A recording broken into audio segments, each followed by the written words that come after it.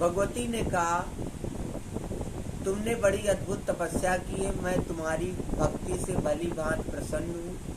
तुम अपना अभिलषित वर मांगो, तुम्हें जो भी इच्छा हो मैं देने को तैयार हूँ।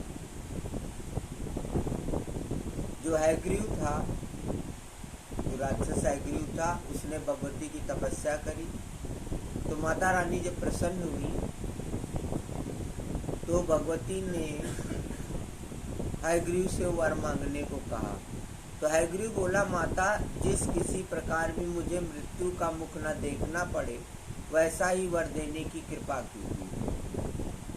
मैं अमर योगी बन जाऊं, देवता और दानव कोई भी मुझे जीत न सके। देवी ने कहा, देखो, जन्मे हुए की मृत्यु और मरे हुए का जन्म होना बिल्कुल निश्चित है। भला ऐसी सिद्ध मर्यादा जगत में कैसे व्यर्थ की जा सकती है। राक्षस राज, मृत्यु के विषय में तो ऐसी ही बात पक्की समझ लेनी चाहिए। मन में सोच विचार कर जो इच्छा हो वर मांगो। हैग्रीव बोला, अच्छा, तो हैग्रीव के हाथ ही मेरी मृत्यु हो, दूसरे मुझे ना मार सके। बस अब मेरे मन की यही अभिलाषा है, इसे पूर्ण करने की कृपा करें। देवी ने कहा, महाभाग, अब तुम घर जाओ और आनंद पूर्वक राज्य करो। यह बिल्कुल निश्चित है, हैग्रीव के सिवा दूसरा कोई तुम्हें नहीं मार सकेगा। इस प्रकार उस दानव को वर देकर तामसी देवी अंतर्ध्यान हो गई और वह दैत्य भी असीम आनंद का अनुभव करते हुए अपने घर चला गया। वही पापी इन दिनों मुनियों और वेदों को अनेक प्रकार से सता रहा है। त्रिलोकी में कोई भी ऐसा नहीं है जो उस दुष्ट को मार सके। अतएव इस घोड़े का सुंदर सिर उतार कर श्री विष्णु के दर से जोड़ दिया जाएगा। यह कार्य ब्रह्मा जी के हाथ संपन्न होगा। तदंतर वे ही भगवान हैग्रीव देवताओं के हित साधन के लिए उस दुष्ट एवं निर्दयी दानव के प्राण हरेंगे। सूत जी कहते हैं ऋषियों से, आगे बताते हैं, देवताओं से यो कहकर वह आकाशवाणी शांत हो गई। फिर तो देवता आनंद से विबल हो उठे और उन्होंने दिव्य शिल्पी ब्रह्मा जी से कहा। देवता बोले, भगवान श्री विष्णु के मस्तकहीन शरीर पर सिर जोड़ना रूप महत्कार संपन्न करने की कृपा करें। तभी भगवान हैग्रीव बनकर इस दानव राज का संहार करेंगे।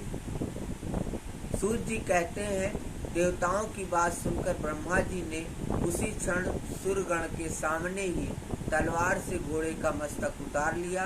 साथ ही तुरंत उसे भगवान के शरीर पर जोड़ने की व्यवस्था संपन्न कर दी। फिर तो भगवती जगदम्बिका के कृपा प्रसाद से उसी क्षण भगवान विष्णु का हैग्रीवा अवतार हो गया। वह दानव बड़ा ही अपमानित था। देवताओं से उसकी घोर शत्रुता थी।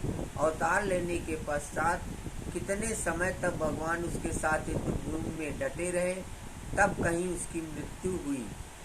मृत्यु लोक में रहने वाले जो पुरुष या पुण्यमयी कथा सुनते हैं वे संपूर्ण दुखों से मुक्त हो जाते हैं। यह बिल्कुल निश्चित बात है। भगवती महामाया का चरित्र परम पवित्र एवं पापों का संहार करने वाला है।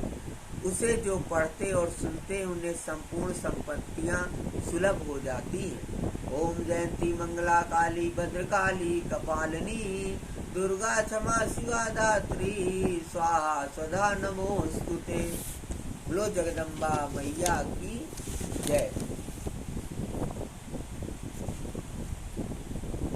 आगे की कथा में त्रिविध साहित्य त्रिविध श्रवण का विवेचन करते हुए पुराण की श्रेष्ठता का प्रतिपादन, मधु कैटभ को देवी का वरदान, भगवान विष्णु का योग निद्रा के अधीन होना, ब्रह्मा जी के द्वारा देवी की स्तुति और भगवान विष्णु का योग निद्रा से जागरण। आगे की कथा में ये सब प्रसंग मिलेंगे। ऋषियों ने पूछा सूत जी से, ऋषियों ने कहा, सौम्य, अभी आपके मुखारबिंद से निकल चुका है कि जब सर्वत्र जल ही जल था तो उस समय मधु और कैटभ के साथ भगवान विष्णु की लड़ाई ठन गई। 5000 वर्षों तक युद्ध चलता रहा। अब प्रश्न होता है कि अत्यंत पराक्रमी, किसी प्रकार का हार न खाने वाले तथा देवता भी जिन्हें न जीत सके, ऐसे वे दानव उस एकारणों जल में उत्पन्न ही कैसे हो गए? महाप्रज्ञ, वे दानव क्यों उत्पन्न हुए और किस कारण भगवान ने उनकी जीवन लीला समाप्त कर दी, यह बताने की कृपा कीजिए। यह प्रसंग बड़ा ही विलक्षण जान पड़ता है। हम सभी को सुनने की बड़ी उत्कट इच्छा है और आप प्रसिद्ध वक्ता यहाँ पधारे ही हैं। 5 इंद्रियों में आँख और कान ये सबसे अधिक कल्याण करने वाली मानी जाती है, क्योंकि सुनने में वस्तु का विज्ञान होता है और देखने से चित्त में प्रसन्नता होती है। महाभाग, सुनना भी 3 प्रकार का होता है, सात्विक, राजस और तामस। विज्ञ पुरुष इस विषय का वास्तविक विवेचन कर चुके हैं। उन्होंने वेद शास्त्र आदि के श्रवण को सात्विक, साहित्य श्रवण को राजस और युद्ध संबंधी तथा दूसरों के दोष प्रकट करने वाली बातों के सुनने को तामस माना। प्रकांड विद्वानों ने सात्विक श्रवण में भी 3 प्रकार के भेद बतलाया है, उत्तम, मध्यम और निकृष्ट। बोझ प्रदान करने वाले श्रवण को उत्तम, स्वर्ग देने वाले को मध्यम तथा भोग देने वाले को अधम कहा है। विद्वानों के निर्णय करने पर यह बात स्पष्ट हुई है। साहित्य भी 3 प्रकार के होते हैं, जिसमें अपनी नायिका के श्रृंगार का वर्णन है वह उत्तम है, जो वैश्याओं के श्रृंगार वर्णन से संबंध रखता है वह मध्यम है, तथा पर स्त्री के श्रृंगार का वर्णन करने वाला साहित्य अधम माना गया है। तामस श्रवण के 3 भेद समझने चाहिए। शास्त्र का अवलोकन करने वाले विद्वानों ने आतताई के साथ युद्ध के प्रसंग को सुनना उत्तम कहा है। बैर ठहर जाने पर शत्रुओं के साथ जो लड़ाई छिड़ जाती है, जैसे पांडवों के साथ हुआ था, वह मध्यम है। बिना कारण विवाद खड़ा कर लड़ने का जो प्रसंग है वह अधम है। अतः महामते पुराण श्रवण सबसे श्रेष्ठ सिद्ध है। इस पावन प्रसंग के सुनने से बुद्धि बढ़ती है तथा पाप ताप सदा के लिए शांत हो जाते हैं। इसलिए महाबुद्धे, अब वही पुराण विषयक पवित्र कथा सुनाने की कृपा कीजिए। सूत जी कहते हैं, महानुभावों, तुम्हारे अंदर जो यह प्रसंग सुनने की इच्छा जागृत हो उठी है और मैं कहने के लिए तत्पर हो गया। इससे जगत में मैं और तुम लोग सभी कृतार्थ हो गए। प्राचीन समय की बात है, त्रिलोकी जलमग्न हो गई।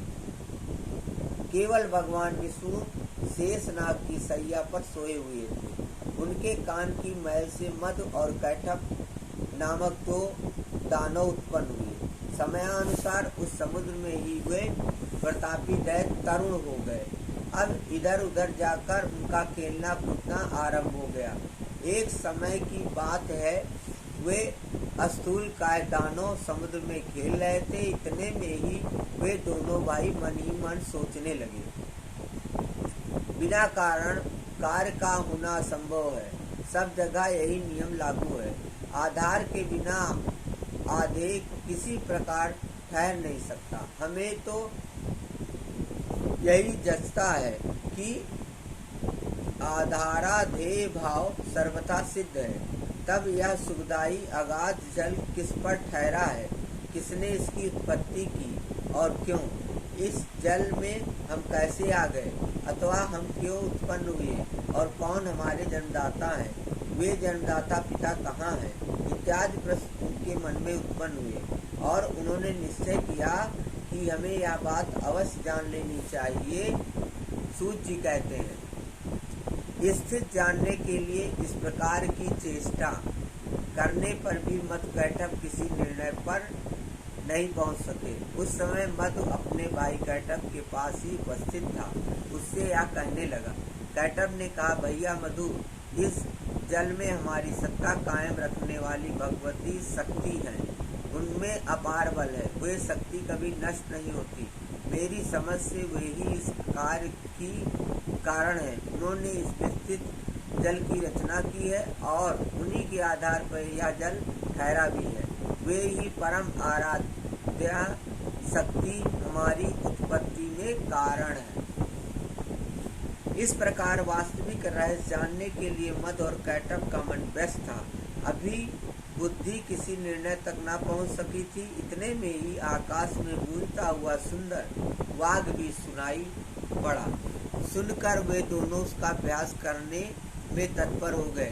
तब उस वाघ बीज की आकृति आकाश में इस प्रकार चमक उठी मानो बिजली कौंध रही हो। फिर तो उन्होंने विचार किया कि यही मंत्र है, इसमें कुछ भी संदेह करने की बात नहीं है। ध्यान लगाया तो उसी सगुण मंत्र की झांकी उपलब्ध हुई। अब तो वे उसी मंत्र का ध्यान और जप करने में लग गए। अन्न जल छोड़ दिया, मन और इंद्रियों पर विजय प्राप्त कर ली। यों 1000 वर्ष तक उन्होंने बड़ी कठिन तपस्या की। फिर तो वह परम आराध्या शक्ति मधु और कैटब पर प्रसन्न हो गई। उस समय वे निश्चित होकर तप कर रहे थे। उनकी स्थिति देखकर शक्ति का मन कृपा से ओतप्रोत हो गया। अतः आकाशवाणी होने लगी, दैत्यों, तुम्हारी तपस्या से मैं प्रसन्न हूँ। स्वेच्छा अनुसार वर मांगो, उसे मैं पूर्ण कर दूंगा। सूत जी कहते हैं, इस प्रकार की आकाशवाणी सुनने के पश्चात मधु और कैटब ने कहा, सुंदर व्रत का पालन करने वाली देवी, तुम हमें स्वेच्छा मरण का वर देने की कृपा करो। आकाशवाणी हुई, दैत्यों, मेरी कृपा से इच्छा करने पर ही मौत तुम्हें मार सकेगी, यह निश्चित है। देवता और दानव किसी से भी तुम दोनों भाई पराजित न हो सकोगे। सूत जी आगे कहते हैं, देवी के यो वर देने पर मधु और कैटब को अत्यंत अभिमान हो गया। अब वे समुद्र में जलचर जीवों के साथ क्रीड़ा करने लगे। द्विज वरों कुछ समय के पश्चात एक दिन अनायास ही प्रजापति ब्रह्मा जी पर उनकी दृष्टि पड़ी। ब्रह्मा जी कमल के आसन पर विराजमान थे। मधु और कैटब में अपार बल था। ब्रह्मा जी को देखकर उन्हें अपार हर्ष हुआ। शुद्ध करने के लिए इच्छा प्रकट करते हुए वे पितामह से कहने लगे, सुब्रत, तुम हमारे साथ युद्ध करो। लड़ना नहीं चाहते हो तो इसी क्षण जहाँ इच्छा हो चले जाओ, क्योंकि जब तुम्हारे अंदर शक्ति ही नहीं है तब इस उत्तम आसन पर बैठने का अधिकार ही कहाँ रहा। मधु और कैटब की यह बात सुनकर ब्रह्मा जी को बड़ी चिंता हुई। उनका सारा समय तप में ही बीता था। अतः अत्यंत शूरवीर मधु और कैटब को देखकर उन्होंने सोचा, अब मैं क्या करूं। उनके मन में चिंता की लहरें उठने लगी। वे स्वयं किसी निश्चय पर न पहुंच सके। सूत जी आगे कहते हैं, बड़ा सुंदर कथा है। मधु और कैटब बड़े बलवान थे। उन्हें देखकर ब्रह्मा जी उपाय सोचने लगे। सभी शास्त्रों के वे पूर्ण जानकार थे।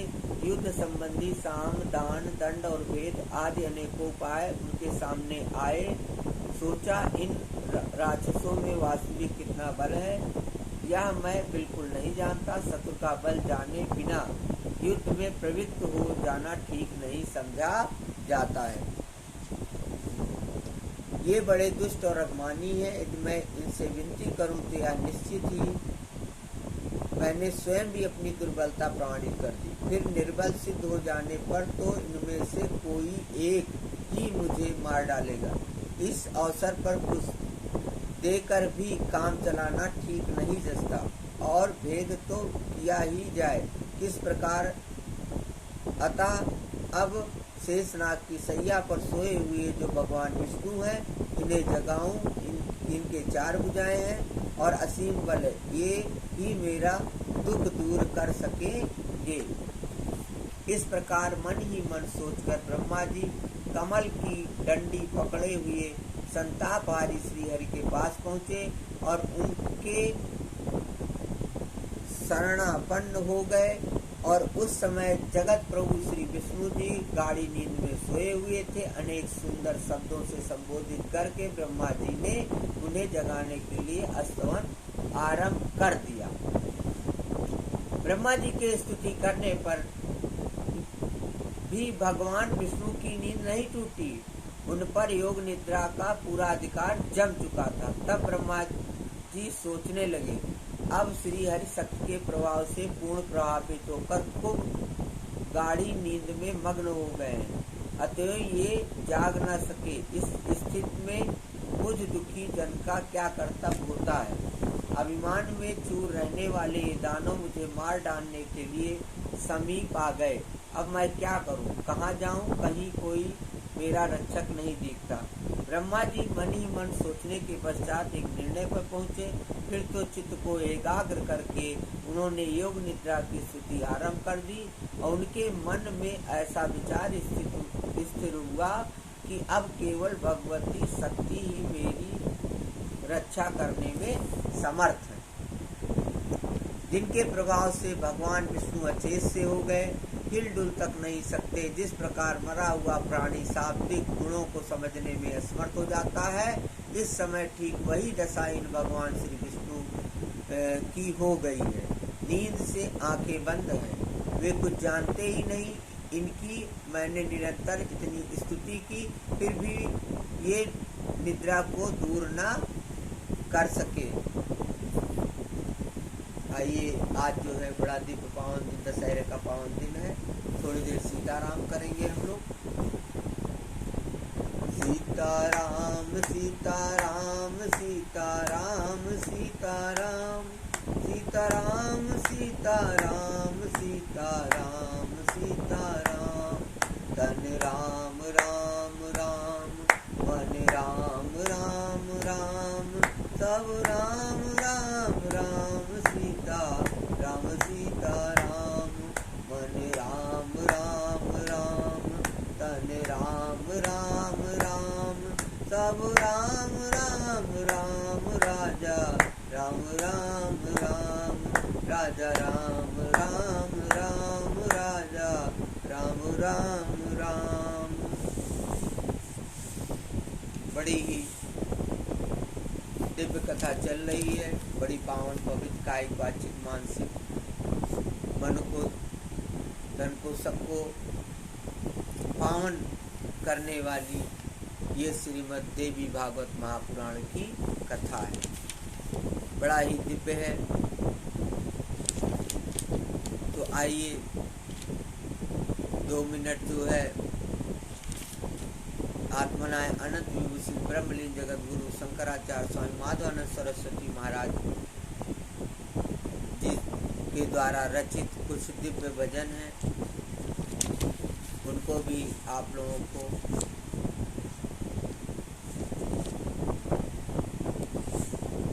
वो भजन जो भजन गाए जाए उनको भी बड़े ध्यान से, बड़े उनके मर्म को समझते हुए यदि आप ध्यान करेंगे और उसको भगवान के सामने पढ़ेंगे तो जरूर निश्चित हमको फल की प्राप्ति होगी और शक्ति की प्राप्ति तो होगी।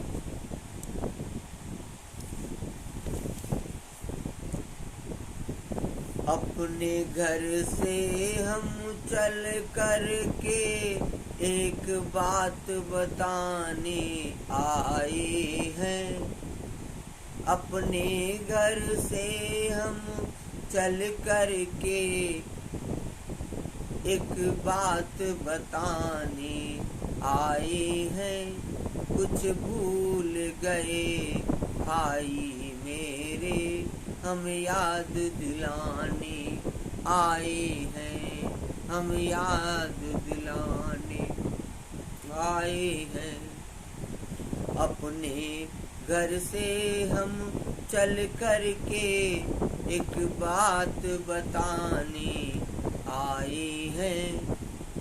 तुम सब मेरे अपने ही हो, है याद हमें तुम भूल गए। बिछड़े भाई बहनों को हम फिर अपना बनाने आए हैं, फिर अपना बनाने आए हैं। अपने घर से हम चल कर के एक बात बताने आए हैं।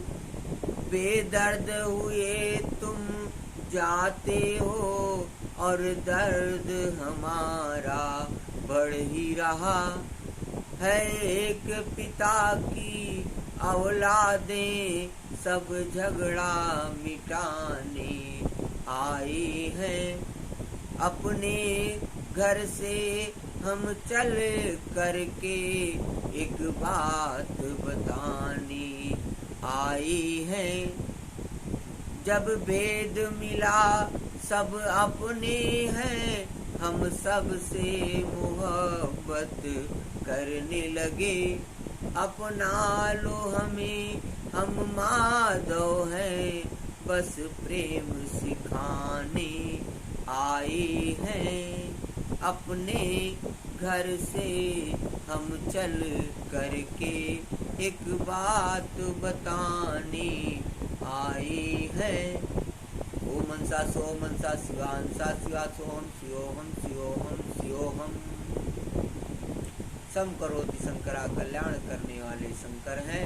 हे राधे ब्रह्मांड भूप तने गंधर्विके राधिके, हे कृष्णानंद पंकज भ्रमर के कृष्ण प्रिय माधवी, हे वृंदावन नागरी गुणदे दामोदर प्रेयसी, हे श्री ललितादिके प्रिय सखी प्राणादिके, पाहि माम शरणागतम पाहि माम शरणागतम पाहि माम।